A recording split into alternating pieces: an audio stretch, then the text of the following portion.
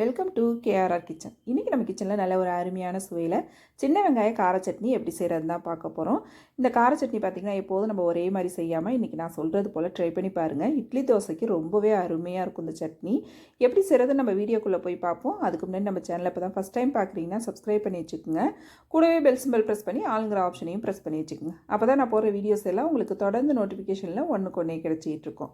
இப்போ வாங்க இந்த சின்ன வெங்காய கார சட்னி எப்படி செய்கிறதுன்னு பார்த்துடலாம். இப்போ சட்னி செய்யறதுக்கு அடுப்பில் ஒரு கடாய் வச்சுருக்கேன். இதில் ஒரு 2 டீஸ்பூன் அளவுக்கு எண்ணெய் சேர்த்துக்கிறேன். எண்ணெய் நல்லா காயட்டும். எண்ணெய் காஞ்சதுக்கப்புறம் பார்த்திங்கன்னா 2 டீஸ்பூன் அளவுக்கு உளுந்து சேர்த்துக்கிறேன். உளுந்து சேர்த்து நல்லா பொன்னிறமாக வறுபட்டு வரட்டும். உளுந்து வந்து நல்லா நிறம் மாதிரி வரணும் வறுபட்டு. அப்போ தான் நல்லா வாசனையாக இருக்கும் சட்னி. இந்த அளவு நல்லா வறுபட்டதுக்கப்புறம் இப்போ சட்னிக்கு தேவையான அளவு வரமிளகாய் சேர்த்துக்கிறேன். நான் இன்றைக்கி ஒரு 8 வரமிளகாய் சேர்த்துருக்கேன். நீங்கள் வந்து உங்கள் காரத்துக்கு தகுந்த அளவு நீங்கள் சேர்த்துக்குங்க. இப்போ மிளகாய் நல்லா வறுபட்டதுக்கப்புறம் சின்ன வெங்காயம் நல்லா ஒரு 20லேருந்து 25 சின்ன வெங்காயம் உரித்து எடுத்து வச்சுருக்கேன். அதை இதில் சேர்த்துக்கிறேன். இது கூடவே ஒரு 5-6 பூண்டு பல்லும் சேர்த்துக்கிறேன். அப்புறம் பார்த்திங்கன்னா மீடியம் சைஸில் 2 தக்காளி பழம் கட் பண்ணி வச்சுருக்கேன். அதையும் இது கூட சேர்த்துக்கிறேன். இப்போ வெங்காயம் தக்காளி எல்லாம் நல்லா வதங்கி வரட்டும்.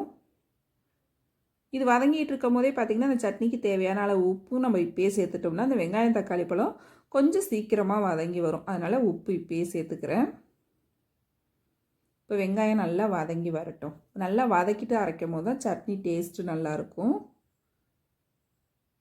இப்போ நல்லா இந்த அளவு வதங்கினதுக்கப்புறம் பார்த்திங்கன்னா இந்த சட்னிக்கு கொஞ்சமாக புளி சேர்த்துக்குங்க. ஒரு சின்ன துண்டு புளி சேர்க்கும் போது டேஸ்ட் இன்னுமே நல்லா எடுத்து கொடுக்கும்.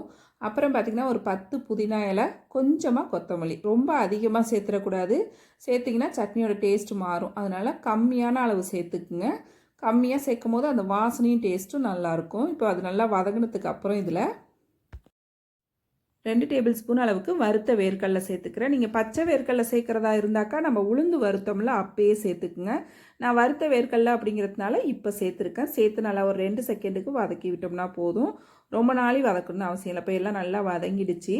இதை நல்லா சூடு இல்லாமல் ஆற வச்சு எடுத்துக்குவோம். ஆற வச்சதுக்கப்புறம் பார்த்திங்கன்னா மிக்ஸி ஜாருக்கு மாற்றிருக்கேன். இதில் வந்து தண்ணிலாம் எதுவும் ஊற்ற வேணாம். தேவைன்னா மட்டும் கொஞ்சமாக ஊற்றி அரைச்சிக்குங்க. இப்போ பாருங்கள் சட்னி அரைச்சி எடுத்துகிட்டு வந்துட்டேன்.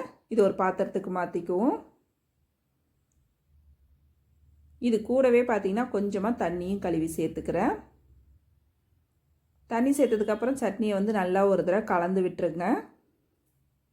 உங்களுக்கு சட்னி எந்த பக்குவத்துக்கு வேணுமோ அதுக்கு தகுந்த அளவு தண்ணி ஊற்றி கலந்து எடுத்துக்குங்க. இப்போ இதுக்கு தாளிப்பு பார்த்திங்கன்னா எப்போதும் எல்லா சட்னியும் தாளிக்கிற மாதிரி கடுகு, உளுந்து, கருவேப்பிலை, கொஞ்சம் பெருங்காயத்தூள் சேர்த்து தாளிப்பு ரெடி பண்ணியிருக்கேன். அதை இதில் சேர்த்துக்கிறேன்.